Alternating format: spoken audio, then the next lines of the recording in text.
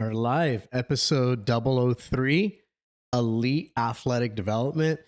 I'm very excited about this episode because I feel like I've done this episode a million times.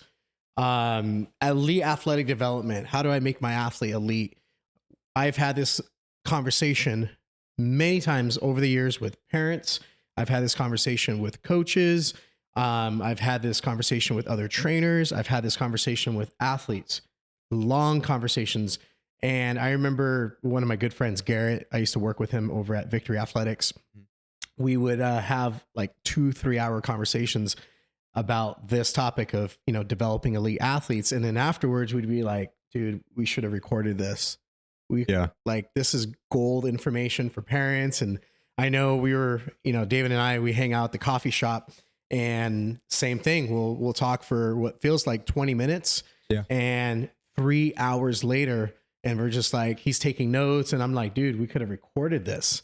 So some of our conversations too, even before the podcast, we're talking for like 30 minutes. Yes. And it's all good information. And unfortunately, that doesn't always fit with what we're about to talk with, but it's good stuff. And and hopefully we get it out there. That's funny. I was thinking the same thing. I was like, as he's like setting up the camera and doing all his logistical stuff, I'm just like, dude, I need to like record this. Yeah. We were talking about some cool stuff, and we're always trying to sharpen the blade. Yeah. The purpose of today's episode is to educate parents on what elite long-term development should look like. I've talked about how, I think it was like in episode 1, that with training, it's a lot of like the blind leading the blind. Yeah. There's like, everybody's copying each other, trying to copy a model that doesn't work. So we're going to talk about what this model looks like. It's a model that I use personally. Obviously, I put my own spin on it. And it's a model that's been used for many, many years by some of the top athletes, professional athletes, Olympians, high schoolers, down the kids. And it's called LTAD, Long-Term Athletic Development. Istvan Bali is the originator. He's Hungarian. He's from Canada. He used to train Maria Sharapova. I don't know if you know the name. She's one of like the top tennis players of all time. But he's worked with athletes all over the world, different countries, over 50 different sports. And he's the one who introduced this idea. So I learned about LTAD, I think back in 2010 is when I started learning about what LTAD is, long-term athletic development. I'll say LTAD just because that's a very long word to say. Yeah. So LTAD is it's pretty much a system of training that factors in age of an athlete, psychology of an athlete, their physical attributes, and long-term health. Long-term health is actually a really big component that I feel nobody talks about. So let's say, for example, you're an athlete, David, and we're not playing, you're not playing competitive basketball anymore. Yeah. But what type of long-term ramifications did that leave you? What type of psychological impact, negative or positive, did your experience have? You hear of athletes. I was listening to Shannon Sharp recently, and he was talking about, he looks like a specimen, and I think he's like 55 years old, Hall of Famer, NFL, but he had his hips replaced. And he talks about like walking, he's in pain. You talk about other athletes talking about dealing with PTSD and their mind's not all the way there. And these athletes are, JJ Watt. I mean, I think one of the quotes he had was, by the time I'm done playing, I'm going to be in a wheelchair or something like that. He's talking about how like his long-term health, like he understands that the sport, and he has an understanding of what the damage is being done to his body, but he loves the sport so much. And obviously it makes him money and it brings an income for his family. So he was always talking about how, like, not too long after I get out of this sport, I think I'm going to be in a wheelchair. I was like, wow, it's insane when you think about all the damage, especially since he was. Correct. The difference is, you take an athlete like JJ Watt, he has millions and he has generational wealth, right? Yeah. The sad reality is, imagine having all this damage physically and having this damage psychologically, and then your kid never plays past high school. That's where it becomes a problem. Like, you can take my hip, you can replace my hips any day if you give me $200 million. Yeah. Like, sure. Like, I don't need a hip. I don't need my throwing arm. Like, I don't need a UCL if I have $100 million in the bank account. Yeah. But we're taking this crazy approach, and I understand the competitive side of parents and athletes. They want to go to college. They want to ultimately play professionally, baseball, basketball, whatever they're doing.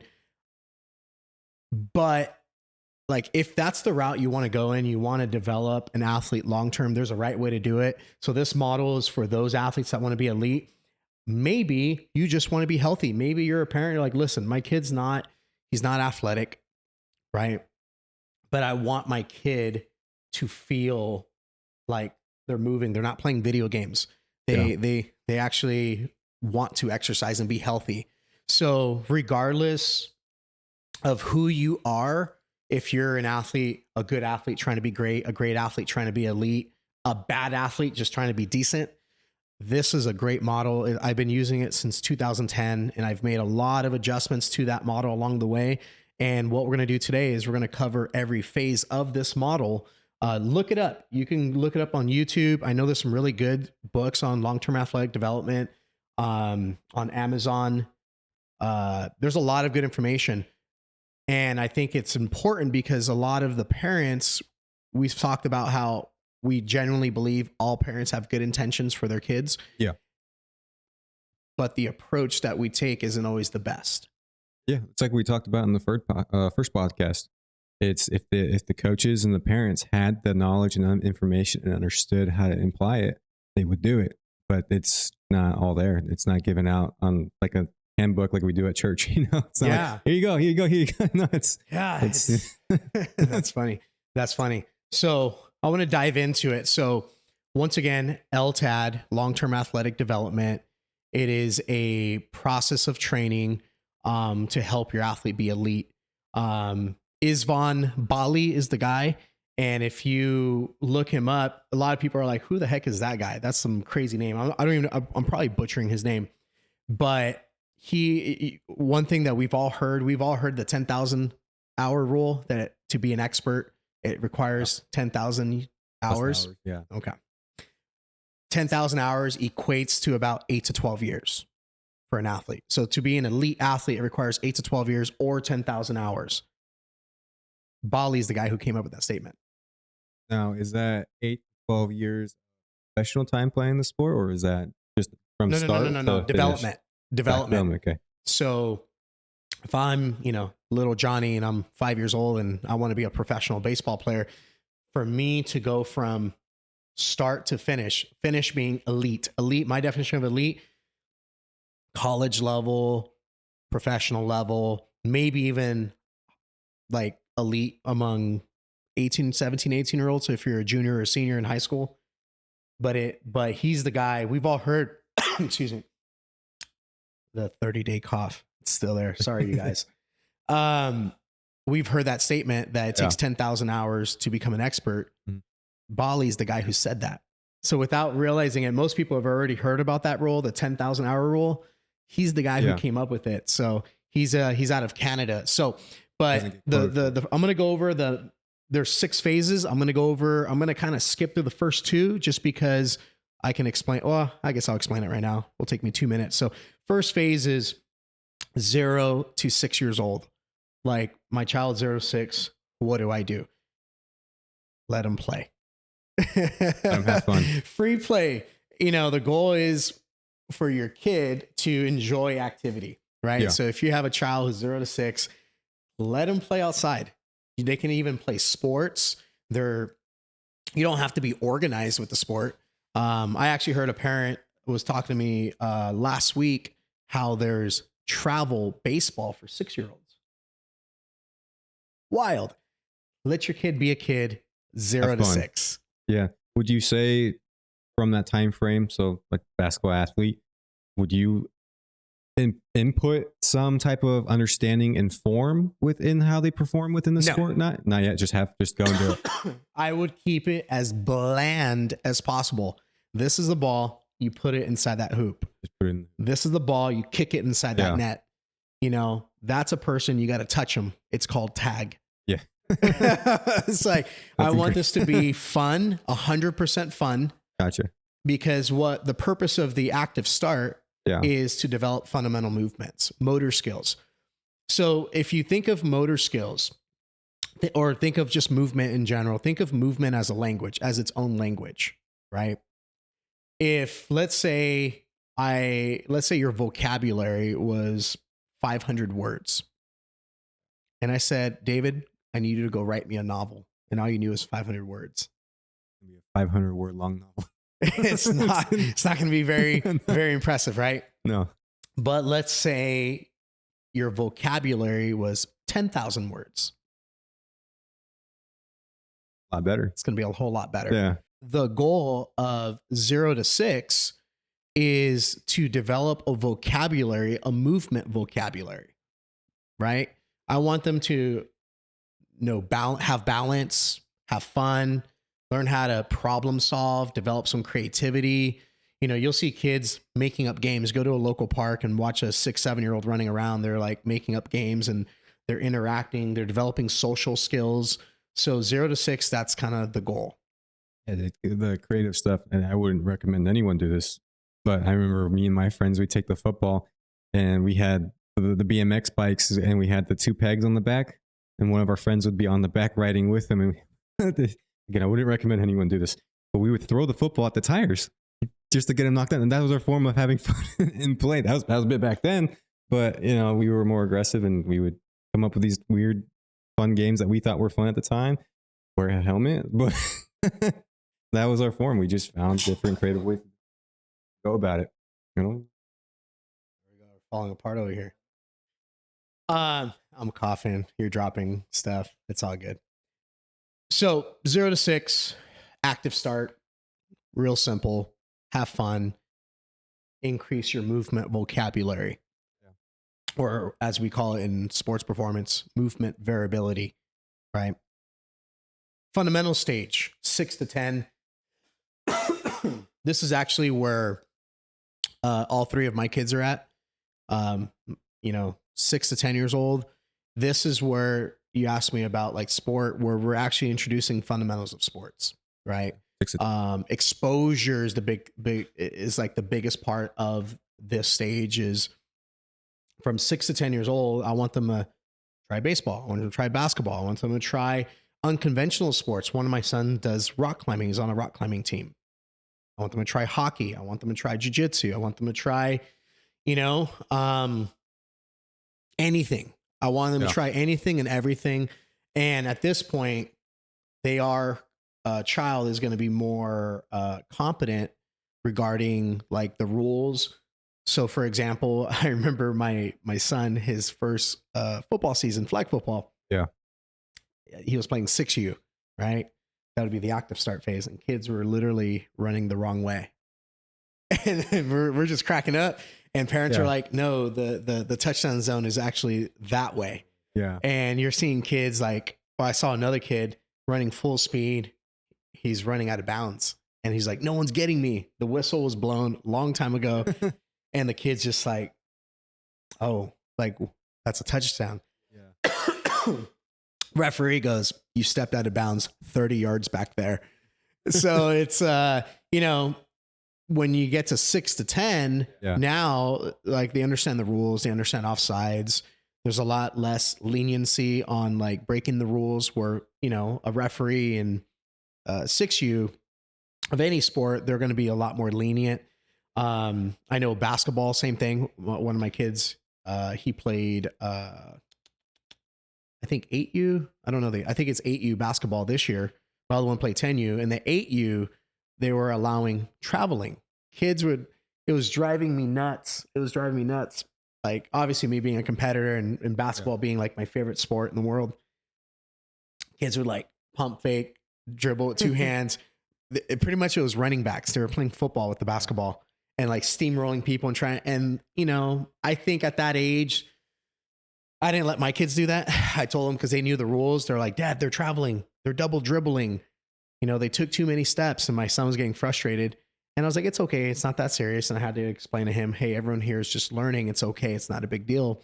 But when they got to 10U, it's like they're calling fouls. Like if you barely touch them, they call a foul. If your pinky toe touches out of bounds, I remember they called a backcourt violation, and my son's like, "What the heck is that?" I was like, "Why is there a turnover? I didn't even travel." I said, "You did backcourt violation." And my son looks at me like, "What the heck is backcourt violation?" Yeah. I said, "You took your foot, and once you cross the halfway point, you can't go back." Yep. I remember my first time. Okay. So the stage of 6 to 10 is learning fundamental skills. They're getting competency of the rules of sports, and they're developing a lot of social skills, because trying different sports is awesome for kids. But one of the cool things I found with each sport is the culture is different. I remember like my son, he has friends from jiu-jitsu, right? He has his clique. And then he has friends from football, and it's like completely different. Even the parents are completely different. And then we have the hockey clique, right? And then there's the rock climbing friends. And then there's the flag football, there's the basketball, and he loves it. And it's so cool because all the kids are developing these great social skills, having exposure, so they start developing. I know one of their friends wasn't into like Pokemon, for example. Yeah. And then after the game, my son's like, "Dude, you got to get into Pokemon." And all of a sudden, he's excited about something he wasn't excited about. I know one of the kids on my son's flag football team, my 10-year-old, the best kid on his team, stud wide receiver. He came to our house, and my kids, they all put on the skates. This kid's an athlete. And he goes, "Oh, I've never skated before." Yeah. I was like, "Well, you're going to learn how to play hockey." Not me. My kid was telling them, because the kid's all like, "I want to be part of the cool kid table. Everybody in our neighborhood plays hockey." And this kid, who's a phenomenal athlete, he was the best kid on our team. He was like, "All right, we had extra skates," puts on the skates. And, obviously he doesn't do well when they're playing, but he's driven, he's motivated. And that's, once again, 6 to 10-year-olds. Yeah. He's open to constructive criticism, and something being cool motivates him to want to learn the skill. Yeah. I talked to his dad a week later, and then he goes, "Henry, my son, we're like looking on Amazon for skates." And he goes, "Shit, it's expensive. Everything's so expensive. What did your boys do?" Yeah. And the stud football player cannot stop talking about hockey. He was awful. Like, he's not an awful athlete, but it's a motor skill that he'd never learned before. So he looked like a baby deer on skates. And I said, "That's okay." I said, "That's awesome." Because now he's also learning he's getting psychological development, saying, "Hey, I might be this like the best player on the team in football, but now all of a sudden I go into this new world. I'm like, Yeah. I could barely like get one foot in front of the other." And I've seen the same thing happen to my son in basketball. He literally hard worker, right? But the worst kid on the basketball team. And he was coming from football, where he did very well, and hockey, where he did very well. And then he does basketball, and it's just like, oh my God. Like, I first had to teach him the rules, had to teach him how to how to dribble without carrying the ball. Like, I had to show him all the basic rules, and he was having so much fun.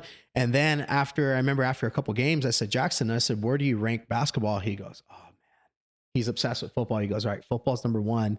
He goes, "Basketball's number 2." And I'm just like, the competitor in me is like, "Man, you're so awful at basketball." Yeah. And he goes, "Dad, That's I've never funny. had more fun." Even though he barely scored a point. I remember when we had a kid on his team, I was like averaging like 25 points a game. he was a stud, right? Yeah. And my son's averaging like, 2 points a game. If he's even getting a point in the game. Right? Yeah. Launching the ball, Yeah. but he goes, "Man, it's the most fun I ever had." And he goes, "Can I play again?" I said, "All right, that's fine. We can sign you up for next season." But to see his progression from the beginning of the season to the end of the season, it was phenomenal, because there was no, excuse me, he didn't have the pressure of like having to win. Right. Yeah. So Just out there having fun. Just having fun. He sat there, had fun, but the coach gave him specific job and said, look, this is your job. This is called a 2-3 zone. These are your responsibilities. And it was cool. Yeah. So with the stage of fundamental learning, kids are learning how to train. They're learning how to train. Yeah. So with each category, there's always going to be two caveats. We're going to have the competition side of the sport, and then we're going to have the learning side of the sport, right? And I think it's very important. Oh, I'm sorry. And the training side of the sport. So there's actually three categories. You have the learning side, the training side, and the competition side. So the difference between all three, learning, training, learning is the language of movement, right? We're trying to develop motor skills. Yeah. Training, we're enhancing those motor skills. We're adding speed to it. We're adding strength to it. We're adding power to it. So you can look at training as trying to acquire new stuff. Look at learning how to use your stuff as practice. Yeah, and I know the question I have for you is we talked about this in conversation. The mental view of when to train, when to be competitive, and when to learn. A lot of people have skewed viewpoints on it. And we've talked about this. Where in what area is it learning? Is it training? And is it competitiveness? Like the game, like competitive practice. What's practice? Where are you supposed to be learning? Where and when? Great question. So it depends on the age. So like we just talked about the fundamental stage, right? Yeah. The next stage is learning the training to train. That's really what it is training to train. That would be like 10 to 14. So before puberty, I'm going to be like 90% development, 10% competition. So if my son wins or loses, the 8U tournament, yeah. If my daughter, loses, she was playing 6U hockey, like it's not a big deal. Literally doesn't matter. Actually, you know what? Now I think about it, I don't even think they kept score. They literally didn't even keep score. Just go play. Just go play, go have fun, be competitive, be a good teammate, be respectful, have good social skills, learn how to listen with your eyes and ears and all that. Yeah. 10 to 14, that's typically when puberty starts to kind of kick in. Naturally, it's going to be a little faster for women than it is for men. So in that stage, the ratio of competition to development, now it's going to be more like a 60-40. So I'm still going to say 60% developmental, 40% competition driven. Now in that phase, 10 to 14, we're trying to pretty much build an athlete. Now we're taking their existing movements. So let's say this kid has good movement variability. They can move. They have good body awareness. Now let's add some speed to it. Let's add some agility. Let's introduce them to strength exercises. Let's teach them how to do a lunge, how to do a squat, how to do those type of things, right? Maybe with their own body weight, relative strength. Then you have the phase after that. So that would be the training to train. And then there's the training to compete. That would be between 14 and 16, where the ratio will change from, let's say 60-40 to like, let's say it would be more like a 50-50. Half of it's going to be development. So this would be 14 to 16 would be middle school to like maybe sophomore year. And maybe at this point, we might even narrow things down. Like, let's say they're playing, like my kids, I think they play like 4 or 5 sports. You can narrow that down to 3, maybe 2 sports. But 50% development, 50% competition. And this is important because I actually, talking to parents, those ratios are skewed. It's really bad. Like you'll have a kid practice once a week, let's say for a basketball tournament. Yeah. And then they have a tournament that weekend with like 4 games. And then we're wondering why Timmy not getting better. he's not getting better, or psychologically we get burnout. Yeah. A huge one too. There's burnout. Yeah. They're like, oh man, like there's no development.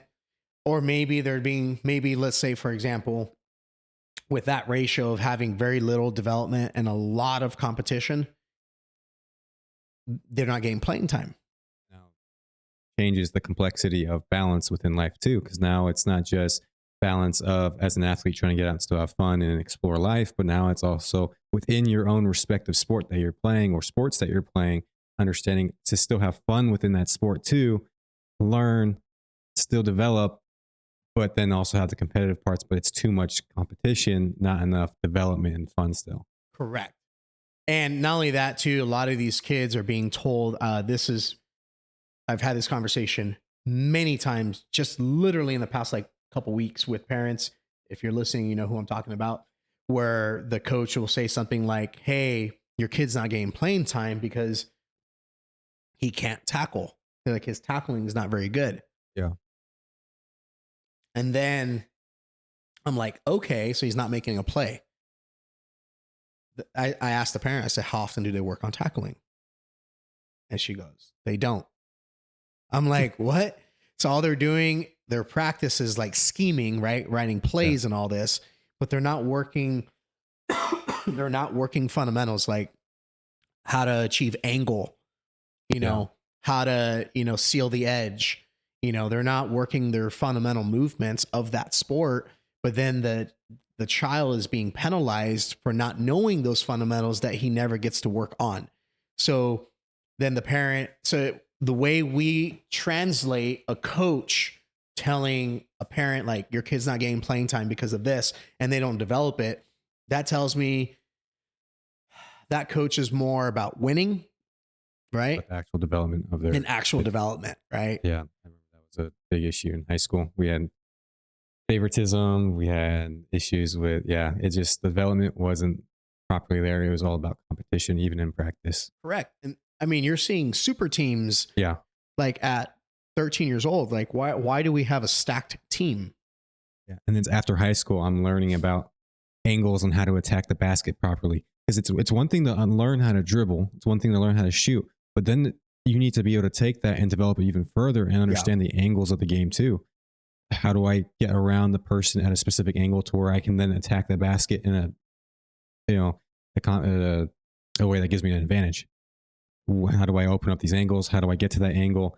And your perspective on the game starts changing. Obviously, that's a later development thing, but it's something we don't get taught in high school either. And a lot of times we don't learn that till college. And a lot of guys don't even learn it until they get to professional level. Yeah.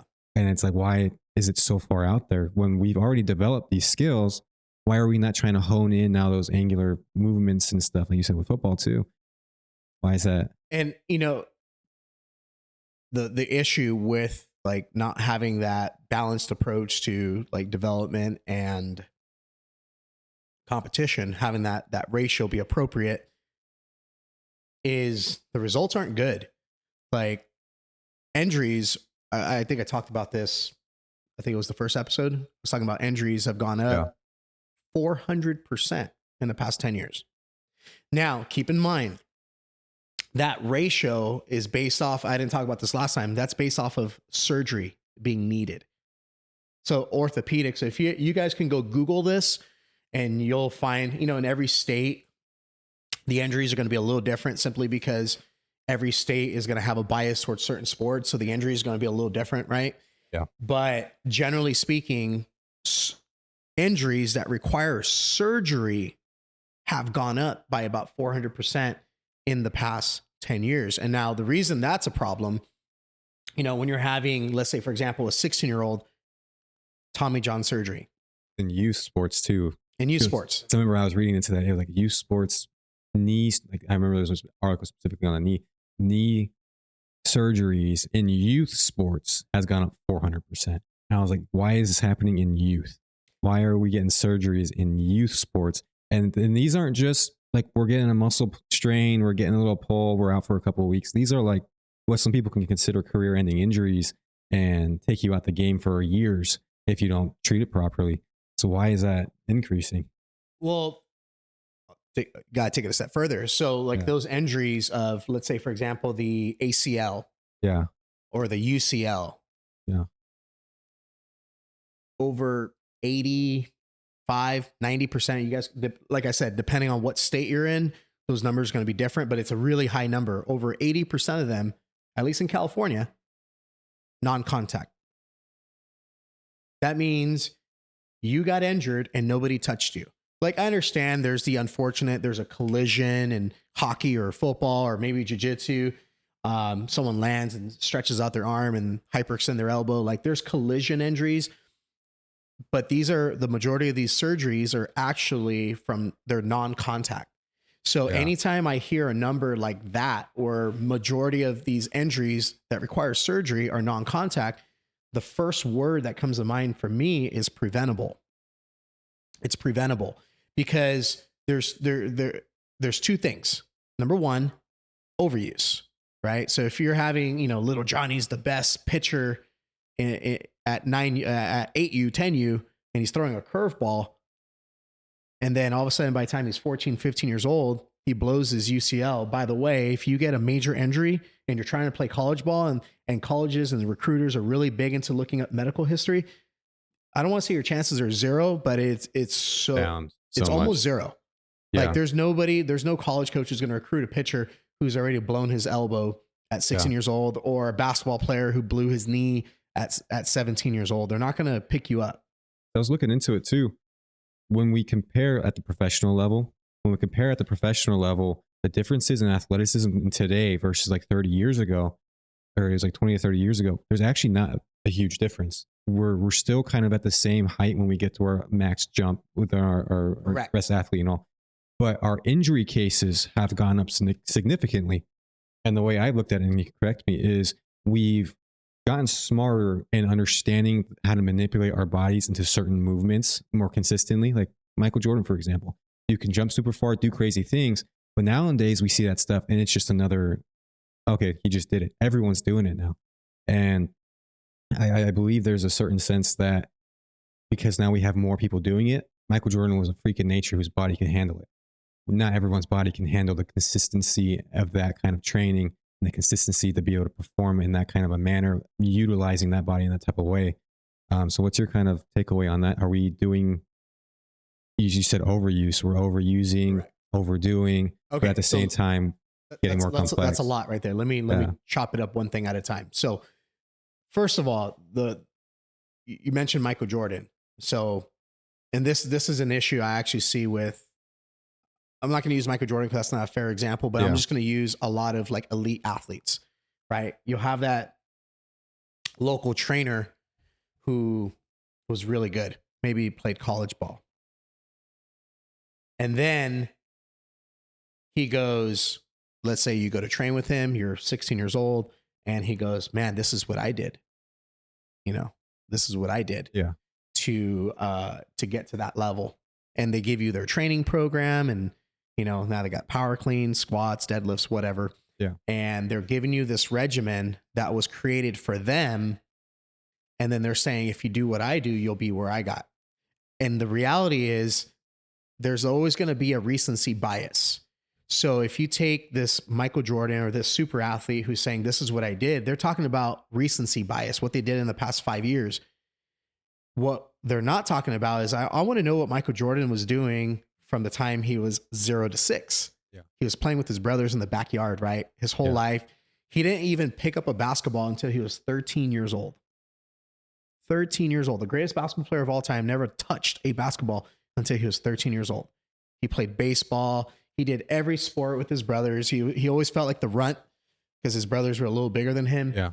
And you're talking about a super athlete, right? Michael Jordan's a super athlete, but he never started basketball until he was a teenager. And it's interesting because even today, if you look at the stats of all the, let's say, Division I recruits, regardless of sport, basketball, football, baseball, it doesn't really matter. Over 85% of them played 2 to 3 sports up to about 12 years old.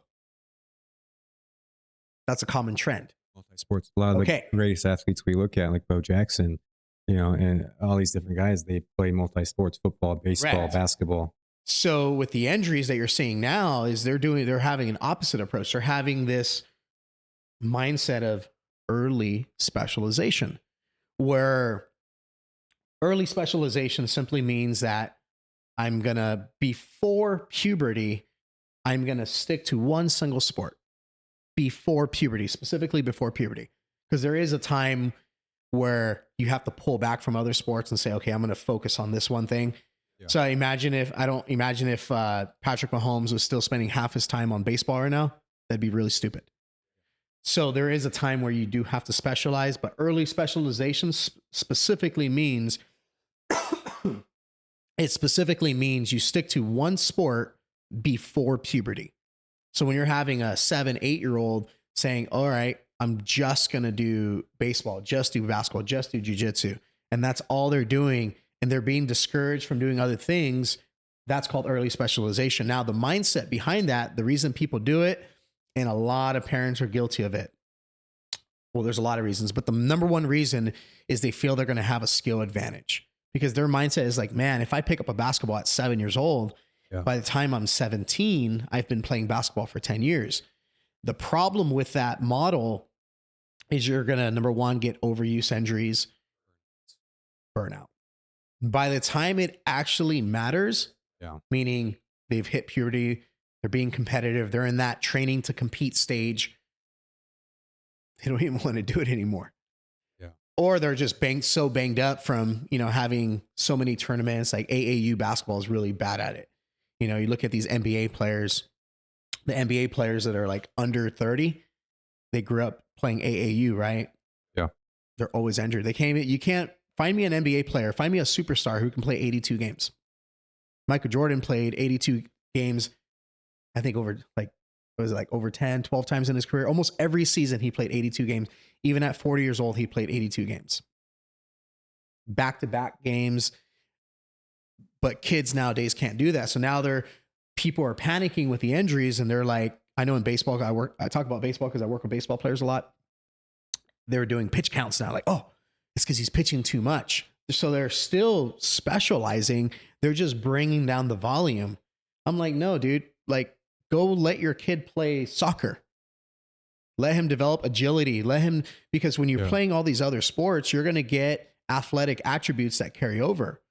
For example, if you take Patrick Mahomes and he's doing this underhand throw, no look pass, they don't teach that in football. There's no football program in the country where they're like, hey, you guys, we're going to teach you how to do a no look pass and then underhand it like as if you're a shortstop in baseball. There's no football program in the country that's ever going to teach that. And if a kid were to do that today, coaches would be like, oh my God, don't ever do that again. Because they're like, you're breaking the fundamental rules of football. But then Patrick Mahomes is doing this to football players and he makes them look silly and he looks like he's playing a different game. Especially at a young age too. Let him have fun. Let him do the underhand throw because you never know. That could be the next big thing that Patrick Mahomes has showcased. And obviously, as you get older, it's harder to develop that. But if you're a kid just messing around doing it, and you get older, I remember that was like for basketball for me. I was a sharpshooter. I could shoot really well. I could do crazy shots. But as a kid, my dad didn't tell me you have to shoot a specific way. In fact, I was probably even more attributed to having fun with my shot style. And then as I got older, we hear about Steph Curry. That was his number one thing, was have fun with your shot style. Do crazy shots. Do different weird types of shots. Get accustomed to it. And that's what really developed me and helped me out too, was just having fun with the sport and just finding different ways to do that one thing. Because if we stuck to just doing something one way in this world, we would never have developed to where we are today. If we had that mindset in science and in engineering, we would never be trying to learn new things to get better at new things. So don't, especially with sports, and I agree, don't focus so much on doing it a specific way, especially early on. Just have fun, figure out a different way, because you never know. Your kid might come up with some insane way of doing it. And later on, they're like, whoa, that's genius. Oh, 100%. Like, I remember both my kids are in rock climbing, and they both had pretty decent puck handling. And one of the parents we were talking, having a little small talk, and they're like, man, his puck handling and their grip strength is really good. What did they do? And I was like, at the time they were doing rock climbing and jujitsu. They're like, oh, that makes sense. The dad goes, they have grip strength. They do jujitsu. You're having to grab people, and then they're developing intrinsic hand strength from rock climbing, trying to grab like 10 millimeters of grip with your fingertips. And I was like, I thought about it, and I look, and their wrists were like, they had very mobile wrists. I never taught them how to puck handle. Number one, I just started playing hockey this year. My kids are actually teaching me how to play hockey. So I'm like, they're like, did you teach them? Now I'm like, no. I was like, if I taught them, it'd be the wrong way, because I know nothing about puck handling. They're showing you the YouTube videos. Dad, this is how you're supposed to. Yeah, like, they learn so much faster. Literally, I'm going to find somebody else who knows how to do it. But there's this carryover, but you see it at the pro level too. Like if we're talking about basketball. Yeah. You take Steve Nash, you take Jason Kidd, and you take Kobe Bryant. They played a lot of soccer. They were really good at soccer too. Chad Johnson, they said he has the best footwork in NFL history, probably one of the best route runners. Not one of the best receivers, one of the best route runners. His footwork is insane. Go YouTube Chad Ochocinco or Chad Johnson and look at his footwork. But he talks about like he played soccer. He actually loved soccer more than football. He just happened to be good at soccer, great at football. But his footwork, he goes, I didn't learn this footwork in football. I learned it in soccer. Kobe Bryant, his footwork, we all know about his footwork. I know you're a Kobe fan. He played soccer in Europe. You know, he learned how to steal attributes from one sport and use it on another sport. Yeah. I was just talking to somebody the other day about jiu-jitsu, about passing guard, and he found out I played basketball. He played basketball as well. And I'm like, oh, the feints that you're doing, he goes, that's basketball. It's like footwork. Like I'm faking right. I'm feinting right to go left. Why not use that? Why not use that in jiu-jitsu? That's probably where you're getting your movement from.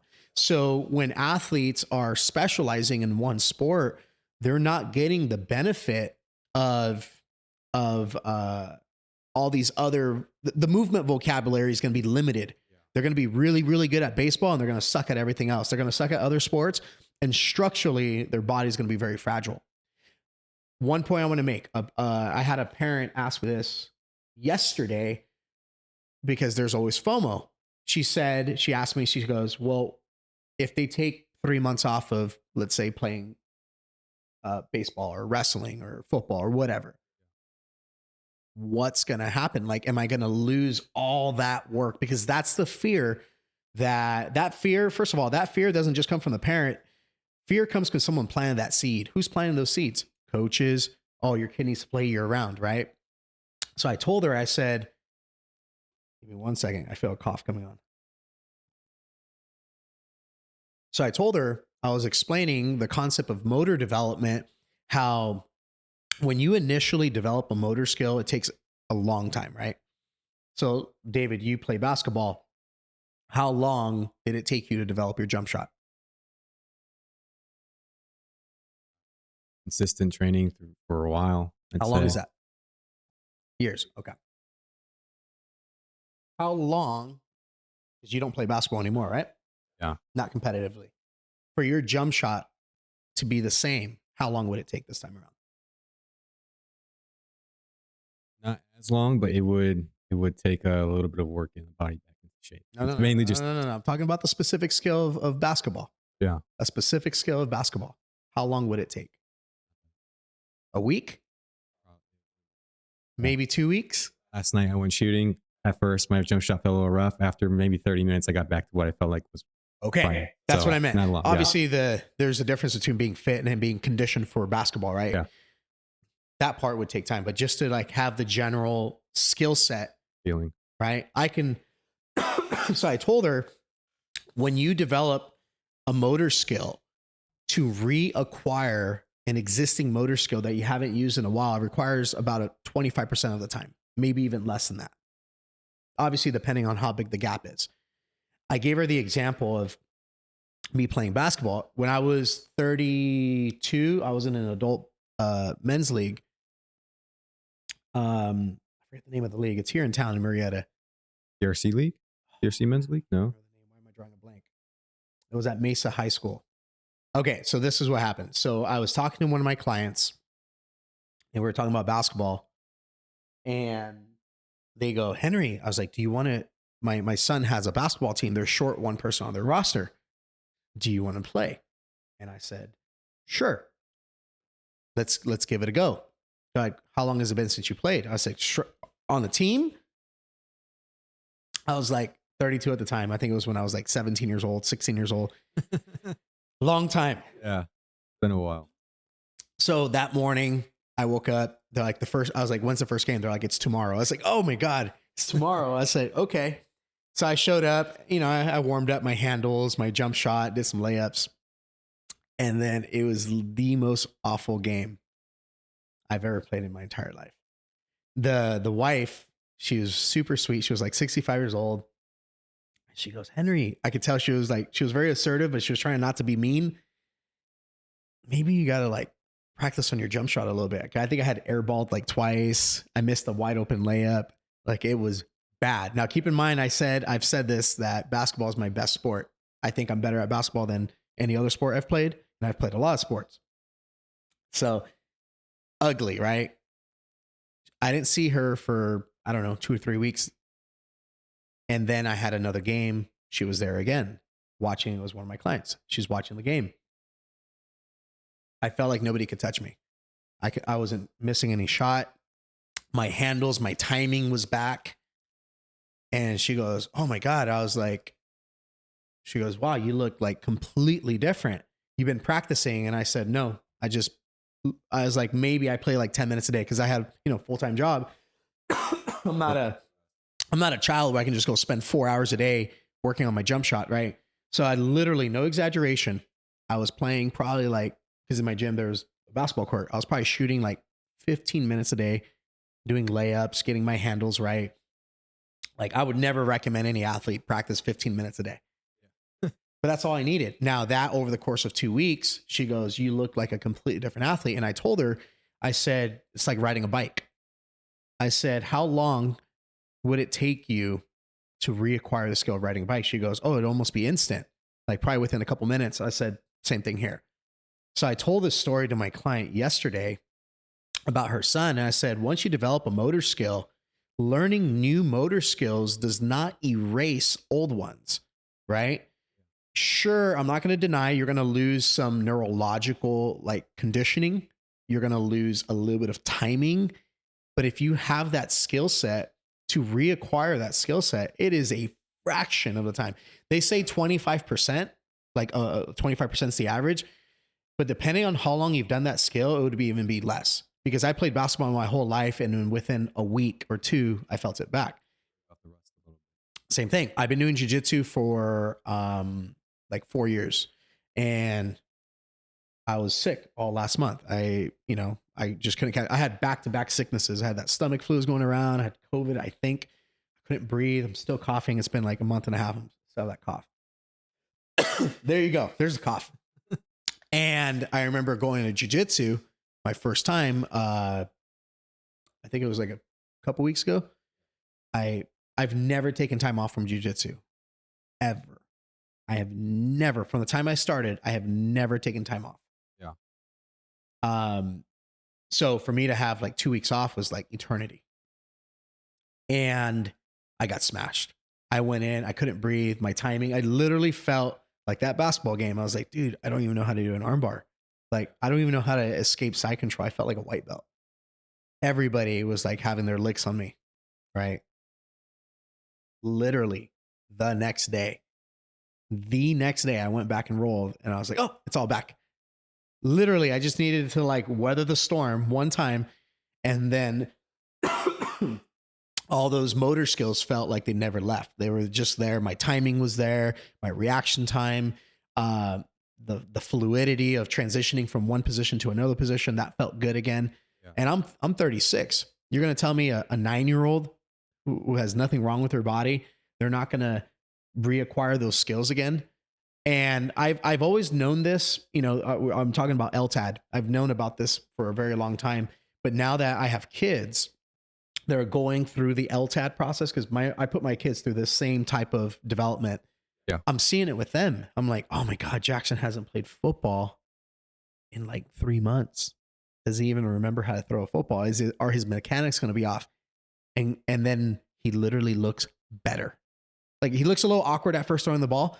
And then within like by his 10th, 15th throw, he's throwing further than he did 3 months ago, not having thrown a football. I have another question. I want to ask you this one before I continue on to that one. Is it? I want to know if it's the neurological side, because I've gone and I've played a sport, right? Yesterday, go and shoot, and that day I can feel a little off. I can wake up the next day though, immediately go to the court, and it's like immediately better. How much of that is going to bed, sleeping on it, your body kind of going into it further when you're sleeping and resting and thinking about it, and when you get into it the next day, you're just performing a little bit better than you were. Like the rest period of, I might play 1 week, feel like super, I'm terrible, take that week off, the next week I go right back to it, and I'm like better than I was before that week of terrible play. So essentially, like the way motor skills work is when you don't use a motor skill for a while and then you use it again, the motor skills aren't going to be clean. Therefore, you're using a lot of effort. The analogy would be jujitsu. I've had a lot of people tell me like, oh, Henry has great conditioning, right? Like he doesn't get tired. Hell yeah, I get tired. If I had to break down all my athletic attributes, strength, speed, conditioning, all of that stuff, mobility, conditioning has to be at the bottom for me. Like my cardiovascular system is not good. But because I understand the movement and I can move subconsciously move the right way, the motor efficiency is there. Therefore, I feel, or maybe I come off as, oh, he's conditioned, right? Yeah. That's just motor efficiency, right? When you do something and you're exhausted, you haven't done it in a while, you're just lacking motor skills. You rest a little bit, you might be a little sore, you come back. So let's say, for example, you're using basketball as the analogy. Let's say you had a 2-year gap, you haven't played basketball, right? And then you play, and then you rest, and then 3-4 days later you go back. Well, that's a 3-day gap, not a 3-year gap. Yeah. So the gap is smaller, you're recovered, and you've reacquired that motor skill. Your timing is back. So that's why you're going, oh my God, I'm in basketball shape again. Yeah. I can play a full court game the same way I was dying in jiu-jitsu. And the very next day, I'm like, man, I'm going to be awful. Like how long? It literally felt like I took 6 months off. I was like, I don't know anything about jiu-jitsu. I can't move. I'm exhausted. I was breathing heavy, coughing. Here's that cough. So that's kind of how that works. So for all you parents out there that get FOMO, fear of missing out, in case you guys don't know what that means.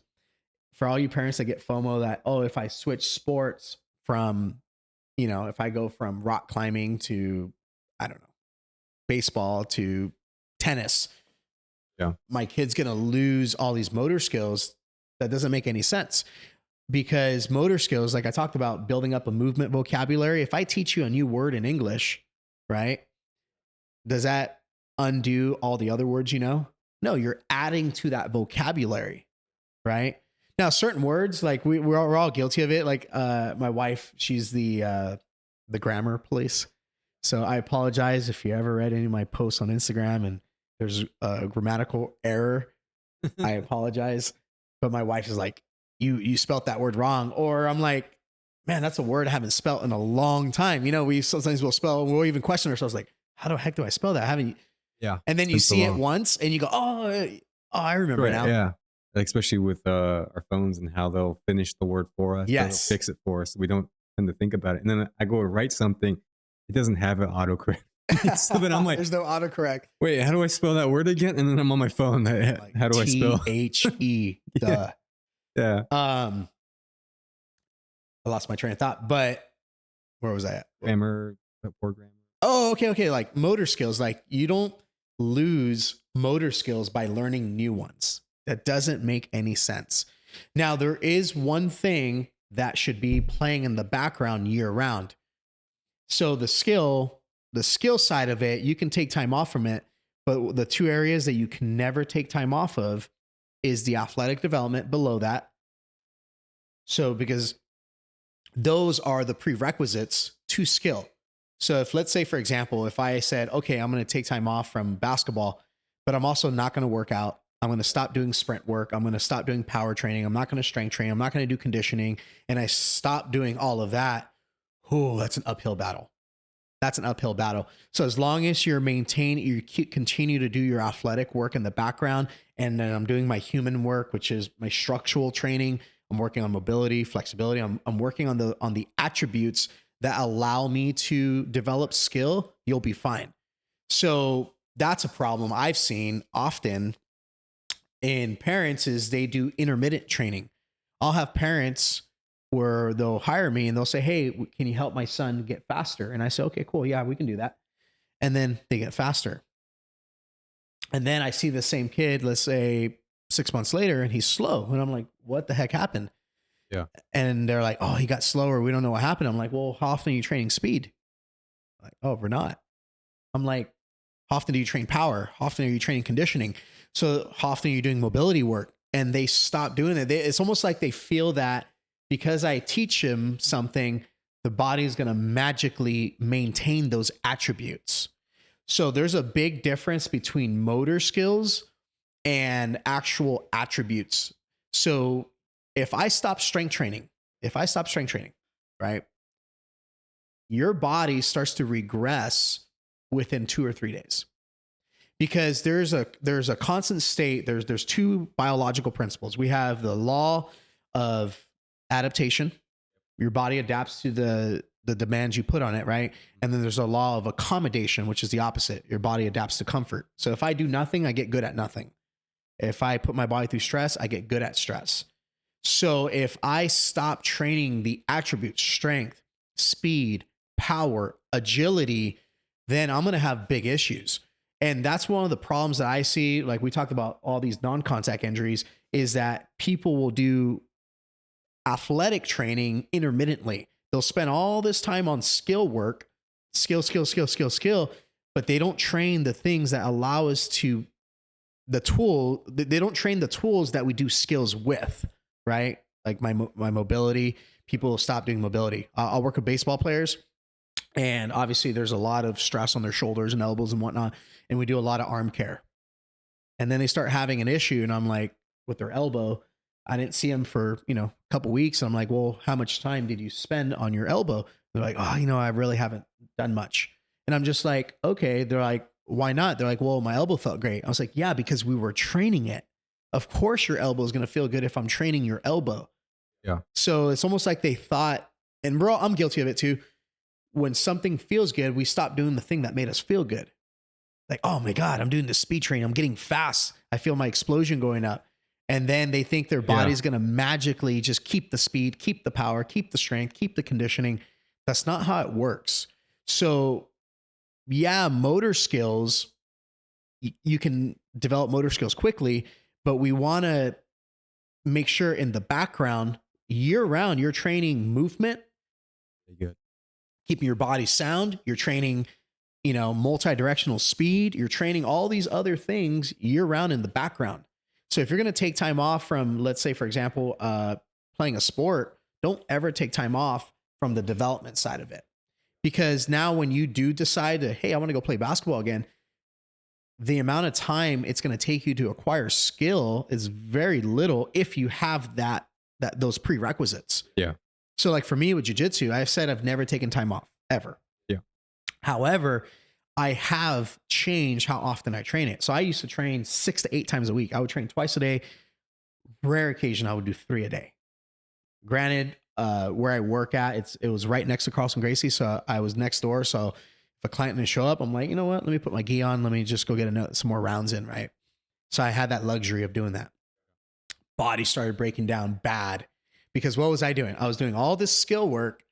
And then I started doing very little because I was so exhausted from the skill work. My body was so broken down. Where am I going to get the energy to actually do a sprint, to do mobility work, to do all these other things? So now I've brought down my training frequency and skill, and I've increased my developmental. I'm working on speed, working on mobility, working on power, working on strength. And all of a sudden, even though I'm only training 2, 3 times a week, which for me is very, very little, all of a sudden I feel like my skills are going up again. But majority of it is spending because your skills, or you're just honing in on them at one point, Yeah. right? And majority of it is just making sure, okay, well, I have this skill, but if I want to be able to do this skill better than this person, it's not always having the better skill as it is, can I outperform him condition wise? Yeah. Can I last 30 minutes while he can only last 20 minutes? Can I run faster than him? Can I do this? Because at that point, him getting the ball through his legs a little bit cleaner doesn't mean anything if he can't move faster than me. Correct. So, Or let's say, I mean, this sounds like pure common sense. Let's say both skills are the same. Well, the person that's more well prepared, the person who has conditioning and strength and athleticism plus skill is going to beat the person that has skill only. You have no idea how many athletes I've met that have great skill, awful athletes. Like they can't move, they have no proprioception. Like it's just, it's really bad. And these are the athletes that specialize. So just to kind of just bring everything to like a close, because this is a very deep topic. The important thing, if you're a parent, you have to factor in fundamentals. You have to factor in psychological development. You have to factor in social skills. And then you do it in stages. Long-term athletic development. Phase 1, active start. Phase 2, fundamental start. Phase 3, learning to train. Phase 4, training to train. Phase 5, training to win. And all of those stages are going to be roughly 2 to 3 years. And obviously every kid's going to be a little different. So every time I meet a kid for the first time, immediately I categorize them like, where do they fit? I find out their health history. I find out what sports they do. I find out what type of training they're doing. And that allows me to say, okay, oh, this kid's in the phase of training to train. Oh, this kid's having burnout because their competition is at an 80% ratio and their development's at a 20%. They're doing 80-20 and they're 12 years old. So once you understand, even on a basic level, like long-term athletic development, your decision-making is going to be way more clean. And you're going to have an athlete who's going to continuously be peaking every year, constantly developing. You're going to have minimal injuries. And if it doesn't work out, and let's say they don't go to college, they don't go pro, they're going to have a love for fitness. Because at the end of the day, I've talked about our mission is to impact athletes, impact the next generation. I want kids to move. When they're 50 years old, if they're still moving and they're like, man, when I was a kid, I played sports and I've just always been into fitness. Like we did our job right. And if they have a healthy relationship with competition, they're going to take those skills and apply it to family, apply it to their career. Yeah.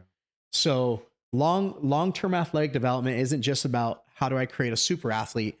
It's about how do I create a superhuman. Yeah. Right. So we'll talk more about this topic. Each individual topic I could easily talk about for hours and hours. Got one question for you. Yes, sir. Before we do close it out, I think this can be helpful for some parents. So myself, right? I'm an example. As a kid, for me, basketball was everything. I only wanted to play basketball. As someone who's worked with kids and as someone who's talked with parents and understanding that some kids specifically want to play one sport, what would you tell those parents? What age? It depends on the age. Depends on the age. Okay. I was young, so I was in elementary, middle school, and at that point, probably getting into middle school, I was very much like I want to play one sport. Okay. 8, 9 years old, that's where I was. So if you have a parent who's struggling with the fact that their kid specifically wants to play one sport, if the kid wants to play one sport, yeah, that is awesome. That's an anomaly. Okay. My 7-year-old is like that about hockey. Like he's obsessed with hockey. Exposure is still the thing. Like you still, like I said before, in the background, you still have to do athletic development. You still have to do other things. You still have to be mindful of preserving their social skills. You don't have to do every tournament every weekend. Yeah. I'm hearing of like kids like before. I remember when I was a kid, if there was a tournament, like let's say 2 hours away, that was like a big deal. Well, that's the norm now. Like if a tournament's 2 hours away, like, oh, LA, oh, no big deal. And that's if your kid's bad. If your kid is good, you're getting on an airplane. Yeah. And you're like, oh man, we gotta fly out to Florida. We gotta go to Chicago. We gotta, go to Europe. I actually know one of my son's friends, they did a jiu-jitsu tournament in Europe. I think he's like 8 years old, 9 years old. He's a kid. He hasn't even hit puberty. I'm like, I mean, if the kid is enjoying it, great. But we have to make sure that we have that sense of balance in the background. Get them, make sure their social skills are good. They're interacting with other kids, and then give them things to do. So like, for example, I started rock climbing just to mix it up. Not because I wanted my kid on a rock climbing team. My kid did not join the rock climbing team for a year. He was just climbing for a long time. And they approached him like, dude, like, where's he climb? What team was he on? I was like, he's never climbed before. We come here for fun. So we were doing physical activities where he was having to problem solve and figure out these routes. And then he developed rock climbing skills, and he's really good at rock climbing. He's really good at rock climbing, but it was organic. So we were doing rock climbing to take a break from other things. So if you're a parent and your kid's like, I just want to play football, let them play football. Number one, let them, because if they're passionate about it, they're going to put good effort into it. Yeah. But make sure that you always pull them back a little bit and say, hey, we're going to go try this activity. Even if they push back on it. I know my middle son was pushing back on rock climbing, and he did it like one time. He's like, Dad, can I do rock climbing? Yeah. I was like, he goes, this is so much fun. And kids have this recency bias, right? So then he's like, Dad, can I be on the rock climbing team? I'm like, dude, you told me last week, you don't like rock climbing. And now you're asking to join a team. Yeah. Because they just need the exposure. Give them a soft push. So when you say activity, would you say activity as in get them into a small little league, or are you saying activity as just get to the park, have some fun, try it out? Both. Both. Non-serious leagues. So like, I don't want to name off specific leagues, but there are leagues as parents, we know, like, this is travel ball. Oh, this is non-competitive. If you travel, they're not gonna call it travel on you. It's not that serious, right? Yeah. So maybe put them in a sport that's not that serious, and maybe it just clicks, right? And also do activities like go rock climbing, do unconventional stuff. We went to a parkour gym, Freedom in Motion. They're in town. They're freaking awesome. Jimmy, the owner, is awesome. I know we went there and they're like, how do we do this? Like, kids' brains, they want to learn more words, more movement. They want their movement vocabulary to increase. They're driven by that. So if a kid's obsessed with the sport, just soft push and give them exposure. Yeah. My answer I needed. Yeah. Because I realized obviously the main reason for my burnout wasn't playing the one sport. It was mainly for the burnout of too much competition, not enough development. Especially at this conversation today, I kind of really realized that. But it was more so like for development wise, like if me, for example, I'm 9, 10 years old saying I only want to play one sport. Now you give the answer. Soft push, but understand, like, let them do what they decide to do. Let it be their decision, but try and put it in their brain a little bit of like hey, but we have this sport. Let's try it out. Gotcha. There you go. We're grateful for you guys, tuning in, hearing us like do this little small chat about, athletic development. What we're going to do one of these episodes, if you guys can, in the comments, leave us questions. What we want to do is do an episode dedicated strictly to parents where we do Q&A. Coach David's asking me questions. I want to answer your guys' questions. Yeah. If you have a question about development, it could be specific, it could be general, it could be mental, it could be physical. We don't care. We want those questions. Next episode, send them in, and we're going to spend an entire episode just answering your guys' questions. So all the parents' questions, and I'm not a parent yet, so I ain't got the parents' questions. You guys do, so send them in for us. All right. We'll talk to you guys soon. Thank you for tuning in. Have a good one.